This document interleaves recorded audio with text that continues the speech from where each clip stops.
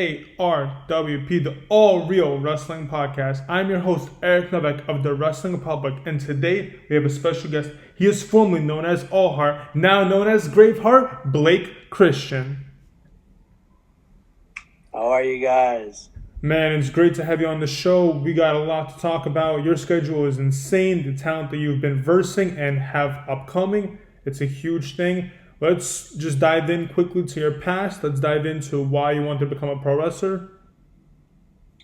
So I was always such a fan as like a kid, and I had like, I want to be a cop, I want to be a firefighter, I want to be a nurse, and this and that. But I think always in the back of my mind, I was like, I want to be a wrestler, and it was the only thing that ever stuck with me.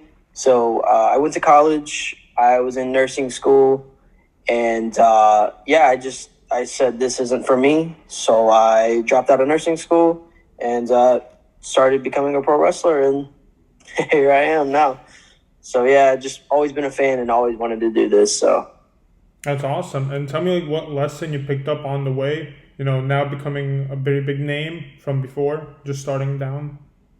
The thing is wrestling is very it doesn't owe us anything, right?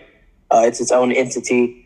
It doesn't owe us any success, any answers, anything like that. And it doesn't have any remorse either. It's very tough at times. And I tell a lot of people that are new getting into this, they're like, how do I, when it gets hard, you just have to stick through it. Because, yes, in the beginning, it's difficult.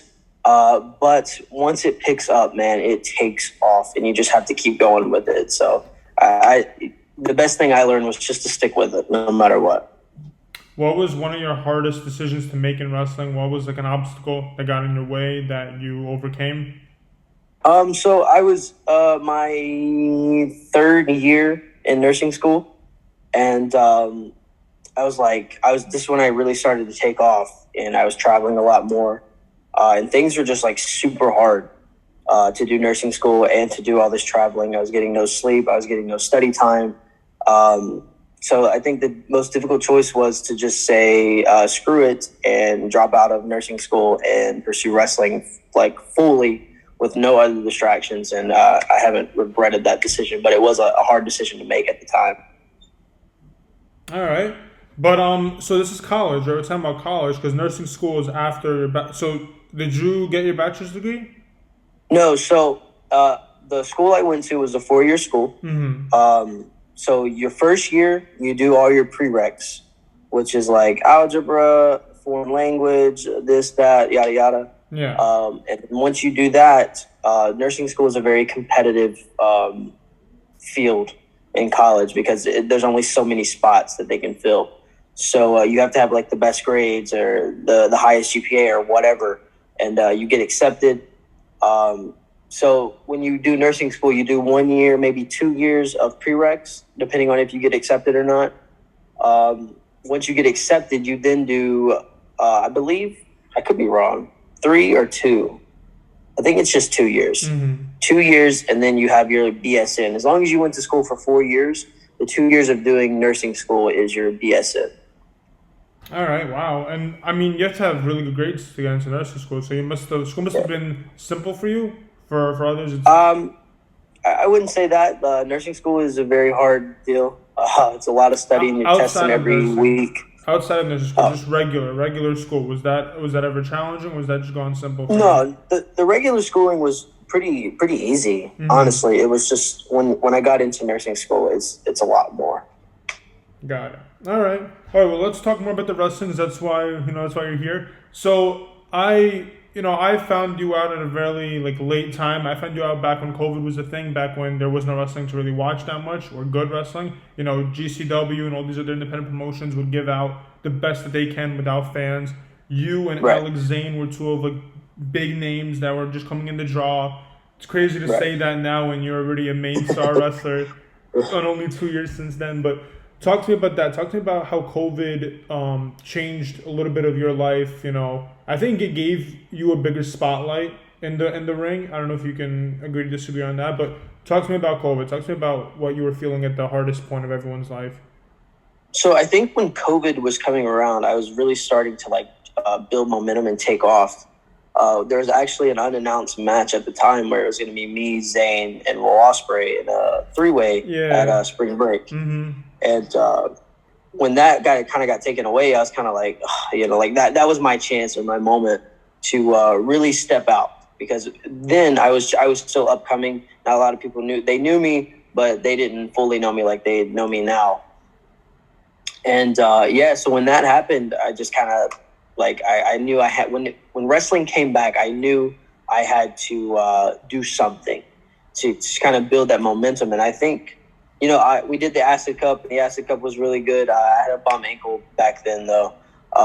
But when we came back and we did that Indianapolis show, World on GCW Part 2, I believe it was, where I wrestled Myron Reed. I knew I had to come back and do something that the fans would remember me by, which is where the viral video of me doing the Fosbury dive for the first time, where I catch and land on my feet. So that was kind of my mindset going into that. And then from there, I knew these shows were going to have a lot of eyes on them, because not a lot of people were running with fans, not a lot of people were running, period. So I knew I really had to step up my game to kind of show people COVID did not derail my moment, So that was kind of my mindset going into all that. Yeah, so tell me how you found GCW. How was, because GCW, I'm sure back when you started, it wasn't as popular as it is now, and now it's becoming its very own thing outside of independent wrestling. So tell me about, how you found GCW, how the call came through, or what you had to do for them to notice you and get you on the show more.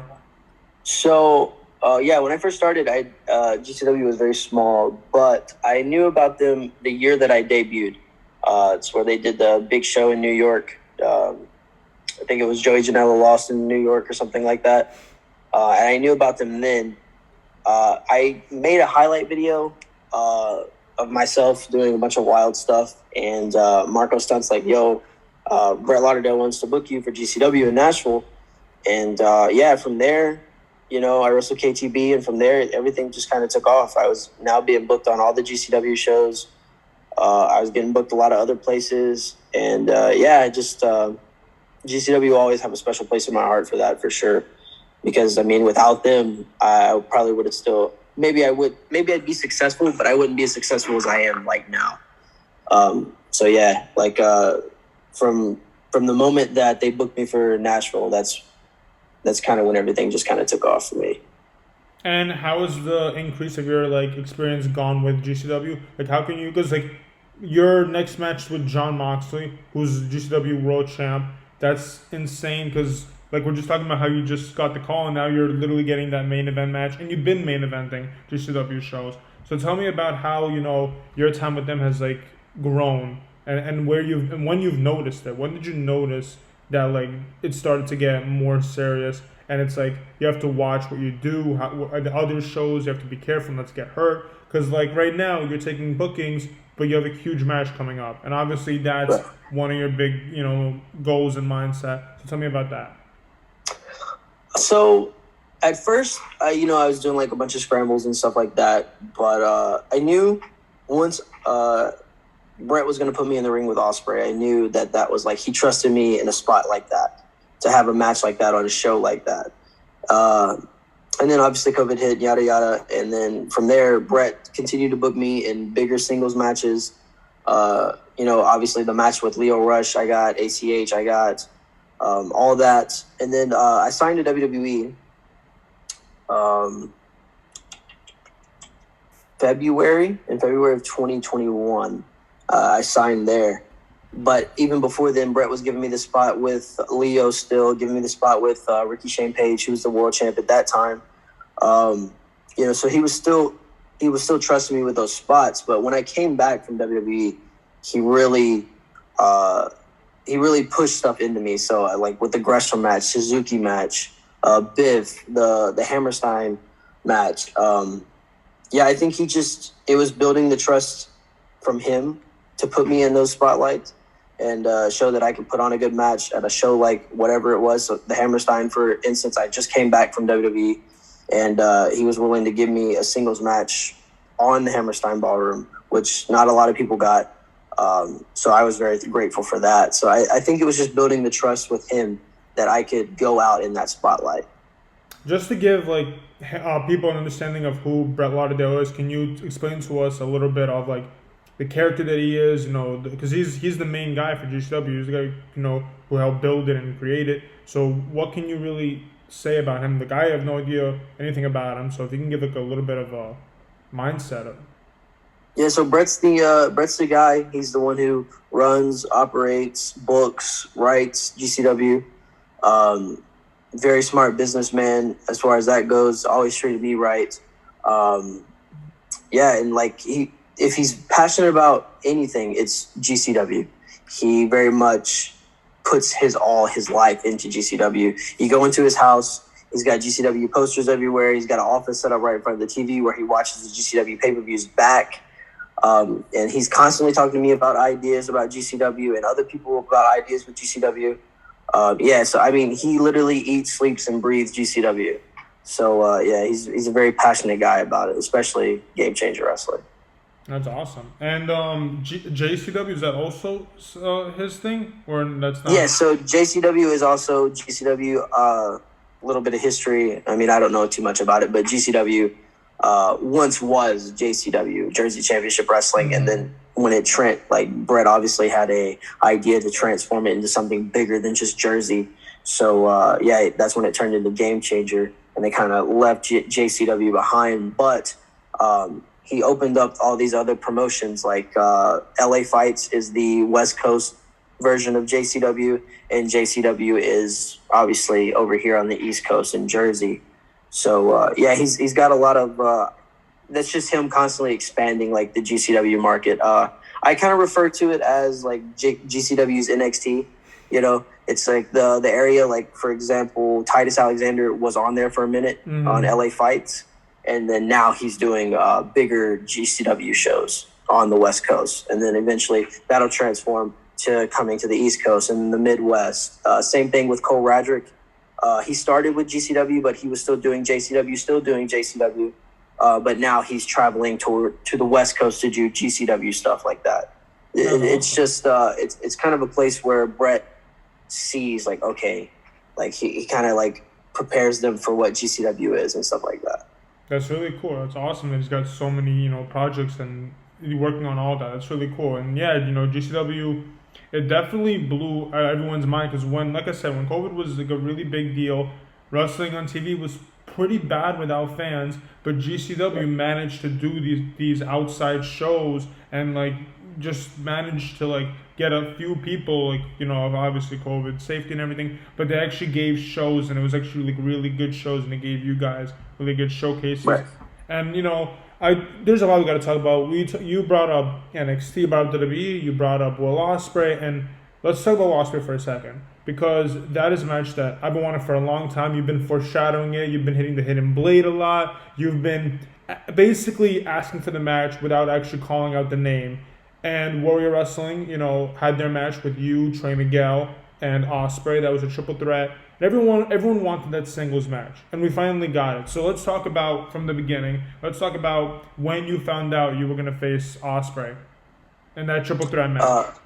And which one? The Warrior one when they came back, or the first one? If you want to go back to that point, because like I said, throughout a lot of GCW matches, you would be hitting the hidden blade. You would be slowly hinting at it. So tell me the concept of what you had in mind by doing all that, and like by who you were talking to, by trying to get this match. Because I truly and still hope to see you and him go again, but in GCW. That's what I would like, because that's where I feel like that's where it all generated and started from. But. So, when Will Ospreay was announced for spring break back in the day, in 2019, or no, it was 2020. Yeah, 2020. I already kind of knew, like, was it 2019 or 2020? Either way, the first one that was announced. I knew that it was going to be me, him, and Alex, but Brett wasn't telling me. But I already knew. So, I did my version of the hidden blade without doing it, which is like a spinning version of it. And but the camera only ever caught up the back half. So when the back half happened, it caught Will Ospreay's attention. And then I kept hitting it throughout. And then I actually called him out in Los Angeles, which was then going to set up for spring break, but obviously COVID hit, so there was none of that. When I came back, so I signed to WWE before I ever actually got that match. But when I came back, I knew that was what I wanted to do. Trey Miguel immediately texted me. He's like, yo, I'm trying to get Warrior to make triple threat. Warrior hit me up. We confirmed all the details. And then it was me and Ospreay in the middle of the ring during the triple threat. And the crowd was just going nuts. You know, it's just a moment where we're just staring at each other like, okay, this is like finally these two are in the ring together. And it was a very surreal moment for me too, because, you know, I'm like, wow, like this is what I've been wanting for a long time. And we gave people a taste of what it would have been like for singles right there. And then, a few months down the line, Warriors like, we want to do the singles match. And I was all for it. And I knew I had high expectations going into the match, but I think it blew my expectations and other people's expectations as well. It was a match that I also wanted for a long time, and I was very thankful to get it. And I do hope to do it again one day in GCW or New Japan or wherever that may be. Yeah, so let's talk about, you know, GCW. Let's talk about the mindset that you have now. You know, he just, I believe, made his debut against Nick Wayne. That was the match. Mm-hmm. And that was his first appearance in GCW. So it's safe to say that he's familiar with it and that he probably would return. Now, I believe we definitely need that second singles match with you guys. Yeah, how would you go about it this time? What would be I guess it depends on how this match with Moxley plays out. Because obviously, if I'm the world champ, then everyone has a reason to want to wrestle me. But I think right now I'm not too much as thinking about like that second match with him right now in GCW, because obviously he's IWGP Junior, or not Junior, United States champion. Mm-hmm. So he's very much focused on the G1 as well. So he's got a lot of stuff in Japan that he's taking care of and doing right now. But for the time being, I'm thinking about Moxley. I'm also thinking about Johnny Gargano, who has left hints here and there. So I'm definitely going to keep calling him out. But yeah, I think right now I have to see how this Moxley match plays out, because then I have a reason for people to want to wrestle me if I'm world champ, because they're going to want that as opposed to just a kid calling them out, you know? So yeah, I have to kind of just play it by how this match with Moxley goes. All right, yeah, and we'll definitely talk about Moxley in a little bit, but I do want to talk about everything you've been doing currently outside of let's only focus on GCW stuff for a second. What was the one match you had so far that you really enjoyed? If it was with Leo, Bandito, Suzuki, you know, you had tons of main event matches recently. Which one you enjoyed? My 2022 has been pretty wild. I've had a bunch of matches. My favorite match in GCW,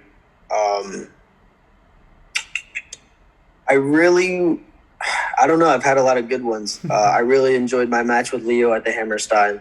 For obvious reasons, it was the Hammerstein, but it was also a lot of history with Leo. I couldn't ask for a better opponent in Leo.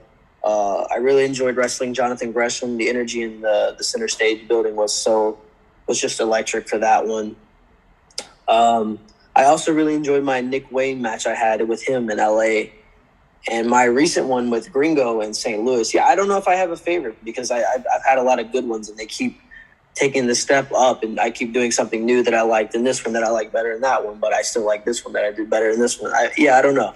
But those are definitely like my top ones that I've had this year so far in GCW. You had tons. I know Mike Bailey was also a really great one. Yes. Yeah, you had a lot. But let's talk about, for a second, about Nick Wayne.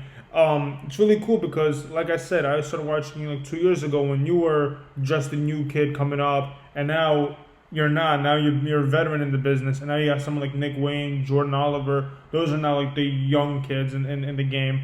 You know, how does that feel? Just time going by so fast, where you were just one of like the showcase new people, and now you're a veteran. Now you're going for the main spotlight, while others are now in your position. Yeah, I mean, Nick Wayne and Jordan Oliver are my boys. I love those guys to death. Yeah, Nick Wayne is taking the wrestling world by storm. He's very young, and by the time he is 18, he's gonna be everywhere. So his career is only going up. Jordan is something else. He's like a new machine, man. Compared to what he was before I went to WWE, when I came back, he was good back then, but now he's a whole different machine. He's in the gym. He's working constantly. His matches are always taking a step above what the match he had beforehand. So yeah, those are my boys, and I wouldn't say that I'm a vet over Jordan because I think Jordan has been wrestling longer than me. He is younger than me, but yeah, I don't know. I always go to Jordan with advice, and he does with me too. Same thing with Nick Wayne. Nick Wayne, we're all like a little group, so I enjoy those guys. But yeah, I love those guys to death. That's awesome. It's cool to see like a family in GCW and you all take care of each other. So let's talk about NXT. Let's talk about WWE for a sec, because I don't want to focus on it too much. It was something great, but there's so many more things to talk about. But let's talk about the call. Let's talk about when you found out you received the call that you're gonna have a tryout or that you got the job. I don't know how it went. So explain to me how it all happened. Yeah, so I did a tryout, obviously, but I think they already knew because I had heard that rumor, but, who knows with rumors these days. Mm-hmm.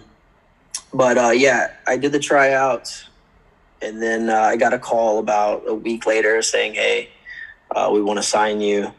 The process was long because obviously you wait, then you fly down, you do medicals, and then you come back. And you find a place to live or something during that. You get a signing bonus. You move down here. You get settled in, and then about 2 weeks later, you start. Yeah, it was cool.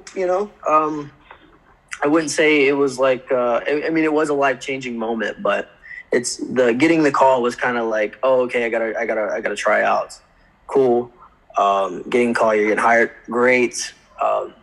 Yeah, it was life-changing, but I wouldn't say it was like a life-altering moment for me. Like, obviously, I owe a lot of success, like my success now to WWE. Obviously, they put me on a platform that not a lot of places have, especially it's WWE, obviously. So, but yeah, I do owe a lot to them. But yeah, I wouldn't say the call was like, oh, I think the life-changing moment, the moment that I remember was debuting. When I wrestled Kushida for the Cruiserweight title, I've obviously seen the Cruiserweight Championship throughout my entire life of watching wrestling. And then to wrestle Kushida, who I watched a lot coming up. I think that the debut was more of the life-changing moment that I wanted and I got. So, yeah, I'd say that was... No, yeah. So let's talk about, how it ended. Tell me, the process, because like you were on a high, and it's like, I know it's not pleasant to talk about, but like, it's interesting to understand, because you were doing great. Fans were loving you. That you got to see all the support they were showing off, and they were pushing you pretty hard, but for some reason, you got released, and it is what it is. But tell me the process of that, like, because again, like you said, you have to move there. You commit before they even like hire you. They already tell you have to commit. You have to already look for a place. That's a whole thing. So tell me about that. Yeah. So I had, when 2.0 came around, I knew I was into the process of changing into a new gimmick. Mm-hmm. A gimmick that's actually about to debut sometime. I don't know, with someone else now. But I knew that I was going to do a new gimmick. I was behind it, obviously. It wasn't something that I would do on my own. Like, I wouldn't do that on my own. But obviously, in WWE, you have to be willing to get your feet wet and try new things and dive into that. So I was definitely ready to dive full force into that and do that. I had a set debut date. Gear was getting made. And then I got a call saying that it had been paused. So I was kind of like, okay, kind of got the idea, like, okay, maybe something is, oh, what happened? No, you're good. Okay, you're good. Where was I at? I got a call that saying like my gear was, not my gear, but my gimmick was paused. The debut was paused. We're just waiting on the higher ups to tell us when. Mm-hmm. And I was like, okay. And then I was kind of being written off everything. So I kind of got the idea, like, okay, something's up, which was also crazy because I had anytime I spoke with John Laurinaitis, I'm not going to spend too much time on him, obviously, with everything going on. But every time I spoke with him, things were good. Like he was a fan of my work. Mm-hmm.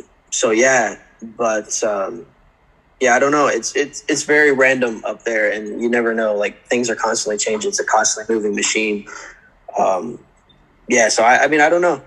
It's a different process, but I got the idea that I was going to get the call, like I was getting released, with being paused, having no information coming from anything anymore, especially about a new gimmick that's supposed to debut.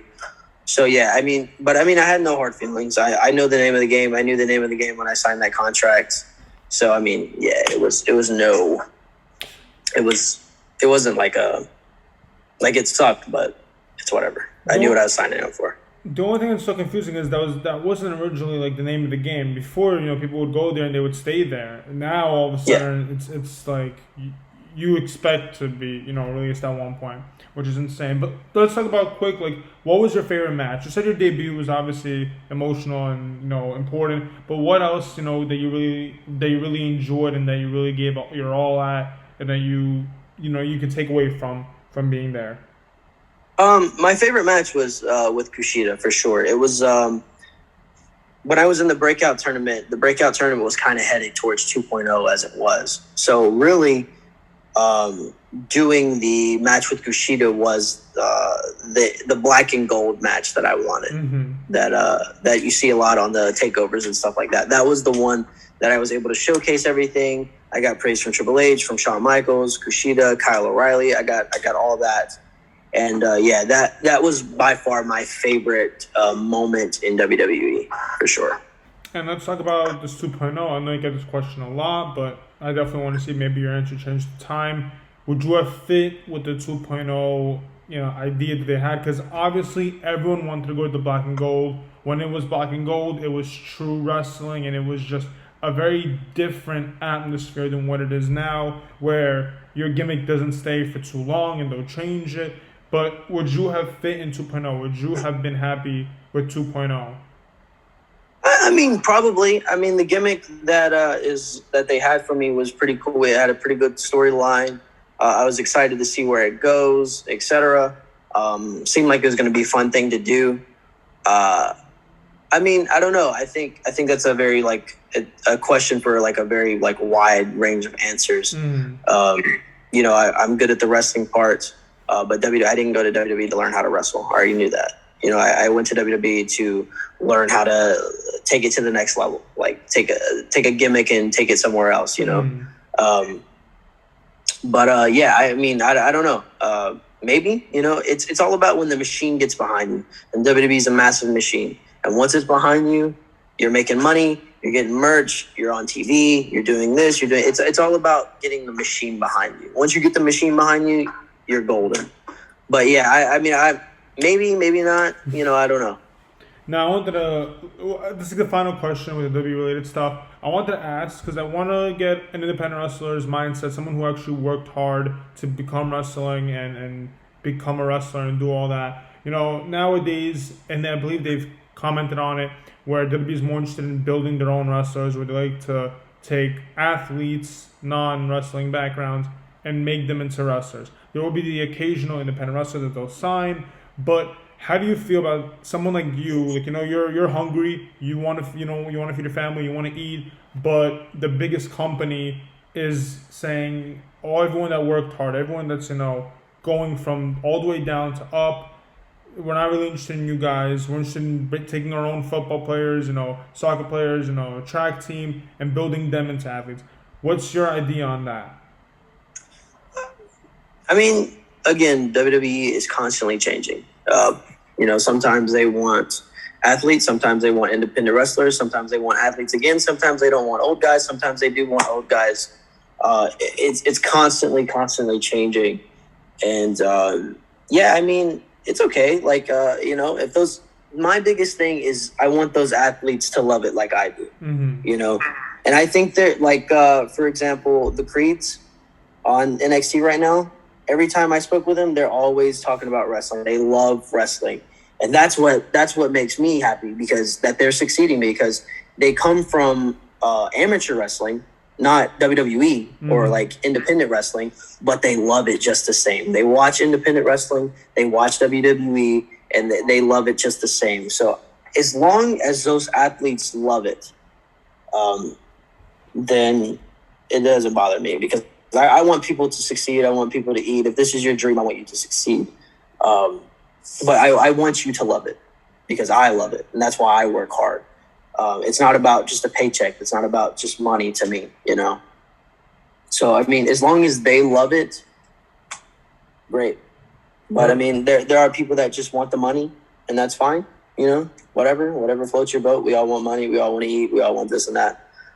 But at that point, like, you're doing a very hard – and in WWE, you're training 5 days, sometimes 6-7 days a week, you know? You're bumping constantly. You're constantly running. You're constantly sweating. You're constantly working out. And, yeah, the money is good, but, like, is the money good to beat your body up for something that you don't love, you know? Because then it's just a job. When I woke up to go there, it wasn't just a job to me. I loved getting up to go to work. The same thing I do now. I love to travel to go wrestle. I mean, sometimes 5 a.m. flights aren't my favorite, but, you know, I love to wrestle. So therefore, it doesn't feel like I'm always working. If that door opened up again, would you be interested? Obviously, I'm not going to say would you sign, but like obviously, you know, you don't have anything bad to really say about the company. But is it, after being there once, would you definitely consider joining again and participating again? I mean, never say never, you know. But right now, I do love like the stuff that I'm doing. I have a lot of goals that I want to do outside of WWE. I would love to be in the Best of Super Juniors. I'm wrestling Hiromu coming up, and that's a dream match of mine. I would love to wrestle in Japan for New Japan. So, yeah, I have a lot of goals that I want to get through down here.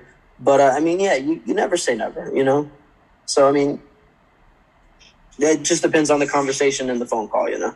Awesome. All right. So, yeah, let's talk about New Japan, because there's a lot to talk about there. In a lot of interviews that you do, you always rep New Japan, either wearing it or whatever, or stuff like that. Is there a contract anywhere there? Have you spoken to them? No. So, I when I first debuted for New Japan, I bugged Rocky about getting a track jacket. I wanted the track suit. I wanted the pants. I wanted the jacket. I wanted the shirt to have and this and that. So, he finally gave me one, so I wear it all the time. I take care of it. When I signed to WWE, I put it on a hanger up in my closet, and then, you know, one day when I'm ready to break it back out, I'm breaking it back out. But yeah, I love New Japan. The junior heavyweight division has inspired me, just like Impact the X division up there. So I'm always repping New Japan. New Japan's always been good to me. When I signed to WWE, before I left, they told me that I always got a home there. So I can always come back whenever. So yeah, I'm always gonna go to bat for New Japan, because they've always been good to me, and I'll always be good to them. Yeah, we got to talk about what you got, because like outside the matches that we already talked about, they're coming up. You've been wrestling on Impact TV. You've been wrestling on New Japan. You have a match against Hiromu, which is huge. You know, you've just been on almost every TV screen, doing everything, including AEW. You were on AEW Dark recently. Jay Lethal was the match, if I'm not wrong. You got so much going on. What are you feeling? What's the mindset where it's like, I'm being basically scouted everywhere. Everyone wants to see what I can do.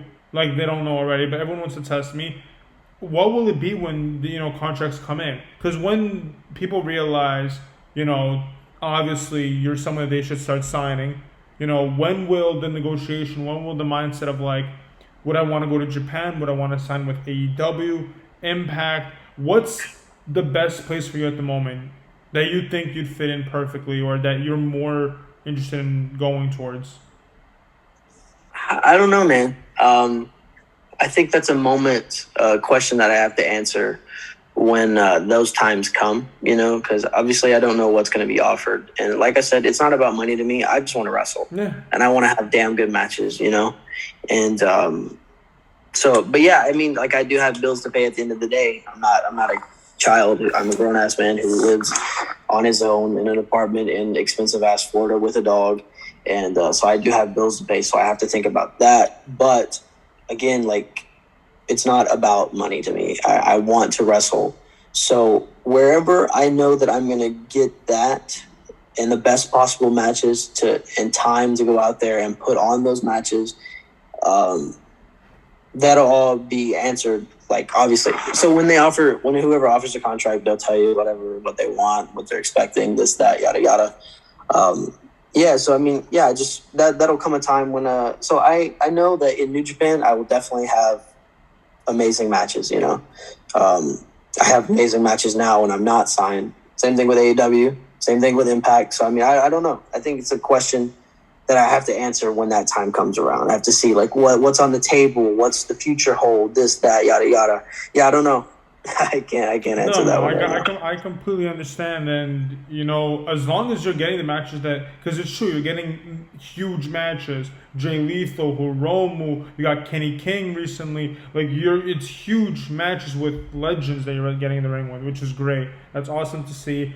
So yeah, let's talk about Hiromu. Let's talk about New Japan. When did you find out you were gonna versus Hiromu? When did you find out Hiromu was gonna come to the US? So I knew Hiromu was on the show that I was on. I didn't know I was wrestling him. Alex was actually in Japan at the time, and I was waking up from a nap or whatever, or I think it was at nighttime because obviously the time difference there. I was asleep. I woke up and he's like, "Yo, you and Hiromu, that's awesome." And I'm like, "What are you talking about?"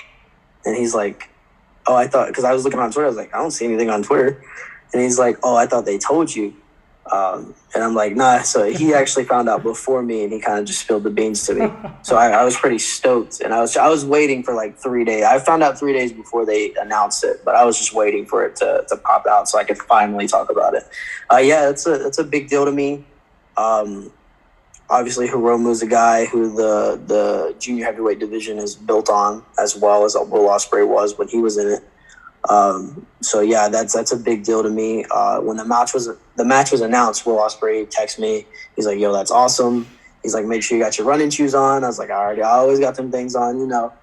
He told me I'll have a blast. So yeah, I'm very much looking forward to it. It's a big opportunity. I've been calling Hiromu my golden ticket because a good match with him will obviously set me up for bigger things in Japan, hopefully. So yeah, I've been calling him my golden ticket. So yeah, I'm very stoked and very excited for it. Yeah, no, I can't wait to see it. Your match with Swerve on New Japan was also insane. You definitely could bust out amazing matches. So can he. It's going to be amazing to see both of you get in that ring and give it your all. I do want to talk about Alex for a second because it's pretty cool. I just remember, like, it gave me a huge blast in past memory. I interviewed him a while back through COVID, and I remember literally talking to him because at the time, that's when you guys were just becoming really big names. And I was telling him, this is before you guys signed with the B and everything, and I was telling him how you and him remind me of Ricochet and Ospreay. Like, you guys had these matches, you guys came together around the same time, and it's so cool that I'm having both of you on now. And I wanted to talk to you about what it was like facing him and having him as a friend, and obviously you and him are still connected. I would love to see more of that matches and tag team. I'd love to see you and him versus Oliver and Wayne. That would be really cool. Is there any, feeling that you'd want to pursue more wrestling with him as a tag team? For sure. Me and Alex met a long time ago before either one of us blew up in Tennessee, and from there we kind of just clicked. And then we had that match together in LA, and everything just kind of took off for the both of us. We were wrestling each other all the time. We literally had 4 days in a weekend, so it was like Thursday to Sunday, and we were literally wrestled each other each time at every show, and we were on the same flight every time. We just really traveling on the road, we really clicked. I was there when he debuted for New Japan for the first time. We've always just kind of had a brotherhood. I would love to do more with him, tag wise, wrestling wise. I love wrestling him. I love working with him. I'm always down to wrestle with him. That's awesome. And let's talk about, the big one coming out with Jon Moxley. That's the one that I really want to get your idea and mindset in. that's a hard guy to get in the ring with. That's a guy who, been going through a lot this entire year and coming back better than ever, just winning and pursuing. What's your mindset to get in the ring with someone like that? And before to that, have you read his book? I'm just curious. Have you gotten into the mind of who Jon Moxley is and his mindset? No, I haven't read the book. I've read paragraphs here and there. I haven't fully read it. To get in the ring with him, I'm very excited. Obviously, I know it's hard, but I've wrestled some of the hardest hitting guys that there are. Suzuki, Will Ospreay hits pretty damn hard as well. So I'm not opposed to that. That doesn't scare me. I'm not nervous. I'm not, I was nervous when I debuted for WWE. I was nervous when I debuted for AEW. I was nervous before these debuts, but now, since coming back, I don't know. The nerves don't hit me as much. I just want to go out there and perform to the best of my ability. And Jon Moxley is going to definitely bring out the best of me. I know you're going to see a lot of things that I normally don't do or haven't done before, so I'm very excited to do that. I wouldn't say nervous. I wouldn't say I would just say I'm excited and I'm ready. I'm 100% focused on bringing the best match that I can bring. And what is it going to mean for you to win the title? If you win the title, what is that going to mean for you? Like I said, GCW, I owe a lot to these guys. Without them, I probably would still be grinding. Maybe I would have wrestled for them by now, but I don't think I would be where I am today or in the spotlight that I am in today. So, to be the champ there, I wanted to be it back then too. But to be it now with where I'm at, the level that I'm at, the level that I'm wrestling at, the matches that I'm putting on constantly, to be the champ now, that would be awesome. It's going to be a hard test for sure. But, it would mean a lot to me for sure. And lastly, concerning the GCW and Jon Moxley part, someone like that is very unpredictable to get in the ring with. And obviously yourself, you've fought through the best that you can and you've beaten them. Is there any lessons that you picked up through those matches, through the time that you had to get ready for this? Is there any lessons that you picked up that you're going to use, your own strategy kind of? Because someone like that, very different. No one could beat him. He's one of those guys right now. It's by far the biggest opportunity now for you to take that. So is there anything that you're taking with you when getting in that ring with him? Jon Moxley's very unpredictable, but I think so am I. I think a lot of people expect to put me down with certain things that I don't ever get put down on. I don't give up. So, if he chokes me out, he chokes me out. But it's definitely not going to be easy for him. I'm not going to say my game plan because my game plan is a good one and I don't want him to be ready for it. Or anyone to spill the beans. So, but no, I have a pretty solid game plan going into it. I've been ready. I've been thinking about it. I've been training for it. So, I'm not going to spill the beans, but I got one. All right, fair enough. And let's talk about outside of Moxley, outside of Hiromu. Is there anything else that you have coming up that people should definitely tune into? Those are obviously two of the biggest things. But is there anything else where people can keep watching you and or live events coming up where you're at? Yeah, I'm doing a lot right now. Revolver is killing it. I've been up there a lot. I'm back there in August. New Japan just invited me to another show that they haven't announced yet, so I won't say anything about that. MCW up there as well.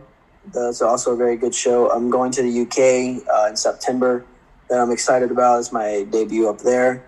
I've been doing a lot with Riot Lucha down in Mexico, Monterrey. I love it up there. It's a very hungry group of wrestlers in that locker room. It's a very wild crowd.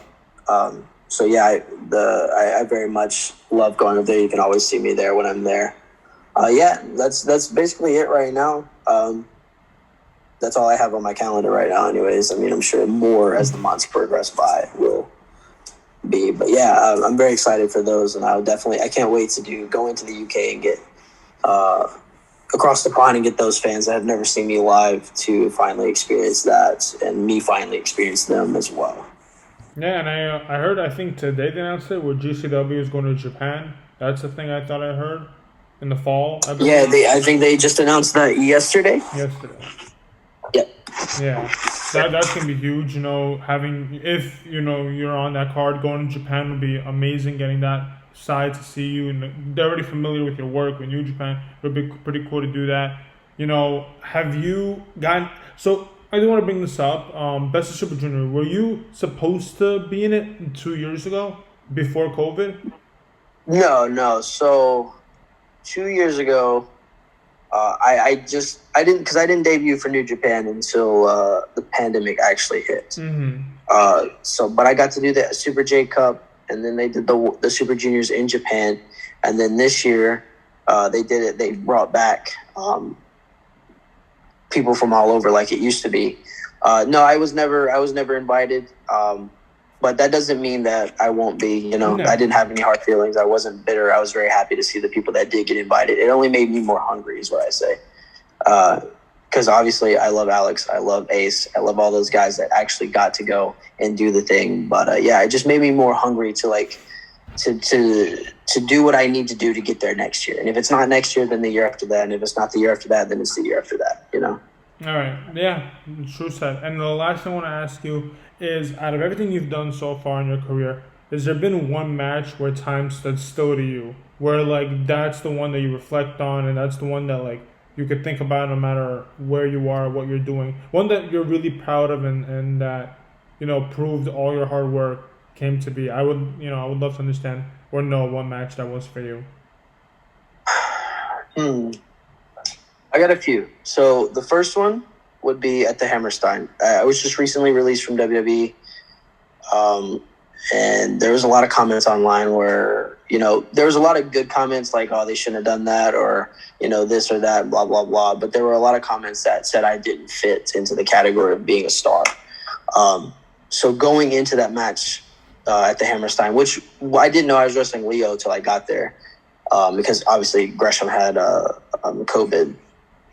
But going into that match, I wanted to prove all those people wrong. And I think I did just that, because that match was one of the highest rated on that show, period. So, yeah, I think that was one of those moments. Also, the Hammerstein is such a legendary building to be in. And to have a singles match, to have that moment, that was definitely one of those matches that time stood still, and a moment that I was proud of because I proved a lot of people wrong. The next one would obviously be the Will Ospreay one. It was a match I wanted for so long. And to finally be in the ring and to do it in a singles match, and to prove that, like, not only could I put on a good match with one of the best in the world, but actually hang with one of the best in the world, which is another moment. Like, I'm all about proving people wrong about me. A lot of people, they think I'm just some kid that's flippy boy, Will Ospreay wannabe, as they call me sometimes, this, that, yada, yada. Proving those people wrong is, like, what I love to do. So, yeah, like, I always go to bat for the people that, like, support me. I love those people, but proving the people wrong, I do love to do that as well. Do the comments get to you? Some wrestlers go, oh, I don't pay attention to it. But, every wrestler is a human being. Every wrestler goes through their own, psychology and, have their own mental health. Does the comments ever really affect you negatively? Because, I'm sure, the way you're making it sound is you definitely see them and you definitely look at the good ones and you definitely see the bad ones. You as a person, do they affect your experience and your performance sometimes? No, I read them all. I see them all. When people talk, I see everything, whether it's good, bad, whatever. Does it get to me? I wouldn't say so. Maybe back in the day, I was like, well, that sucks that they said that. I thought I did this really well. They're like, no, you didn't. Nowadays, people aren't going to like you just because you're successful sometimes, I'm a very successful independent wrestler right now. I've been to WWE. I'm only 24 years old. The only person to ever wrestle for GCW, ROH, Impact, and New Japan in one day. So, yeah, the comments don't really affect me because a lot of people just hate because of success, which is fine, whatever. Nah, I really don't let, like, negative energy affect me at all. But I do read, and I do love to prove people wrong. So the more they talk, the more fuel it adds to my fire. That's awesome. All right, how can people find you? How can people support you? Do you have merch? Like you said, someone needs to pay, the bill to live in your house. How can people support you? How can people follow you and do all that fun stuff? Yeah, so my Instagram is real_Blake Christian. I'll have it in the bio. So I'll have all that. Cool. Yeah, it'll be there. Yeah, and then my Twitter _Blake Christian. You can support me on there. You can see all the shows that I'm doing on there. I share everything that I'm doing, unless I miss it. But I always make sure I try to share everything. You see all my clips on Instagram, on Twitter, promo work up there as well. I have a pro wrestling tee store. It's all Heart Blake Christian on there right now. I'm gonna drop some new merch pretty soon on there, hopefully. Also Cameo. My Cameo is on there. You can find it, Blake Christian. I'm always on there. I'm always making the videos as soon as they pop up. Normally, I'm replying pretty fast. Oh, cut out again. Okay, there it goes. So Cameo, Pro Wrestling Tees, my Twitter, my Instagram. I'm always on there. So, yeah. Awesome. Thank you so much for listening. Thank you so much, Blake, for coming on. We'll see you guys next time.